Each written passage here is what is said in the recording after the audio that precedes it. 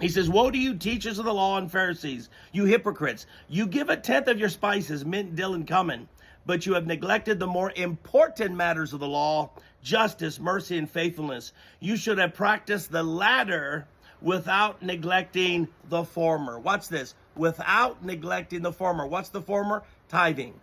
So he's telling the Pharisees, you've messed up. You have ignored more important things than tithing. And you should be practicing these more important things. But then he says, without neglecting the former, or that is without neglecting tithing. From the lips of Jesus, he said, do not neglect tithing.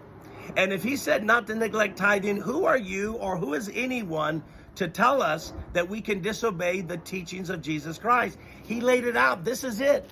All other arguments mean nothing compared to the Lord's own words. So how do anti-tithers then get around the fact that Jesus said not to neglect tithing?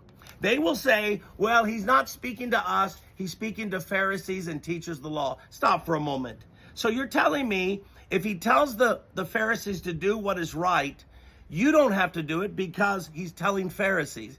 You see how ridiculous that is? That is, you're arguing that he is demanding more of Pharisees than he demands of his own children, of his own disciples. Do you see how ridiculous that is? No, if he demands it of them, he obviously demands it of us. If we are to use this argument that since he was speaking to Pharisees, we are not to obey it, then you realize how much of Jesus' teachings we would have to erase? Because a lot of his teachings are actually directed to his enemies. But yet we embrace those teachings as belonging to us. For example, he told Nicodemus, a Pharisee, you must be born again. If you're going to make that argument, then that's not a message for us. Do you see how stupid that is?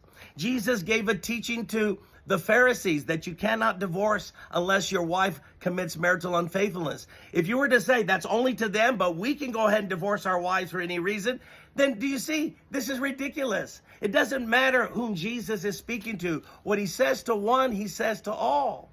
I mean, the parable of the Good Samaritan, giving to God what is God's. All of these teachings were directed to his enemies. In fact, many of Jesus' parables were directed to his enemies. But you don't look at those scriptures and say, well, it's not for us, therefore we can nullify them. You see how ridiculous it becomes? But also, consider this. Jesus said, you should have practiced the latter, which is justice, mercy, and faithfulness. Here's my question to you. Do you believe you should practice justice, mercy, and faithfulness?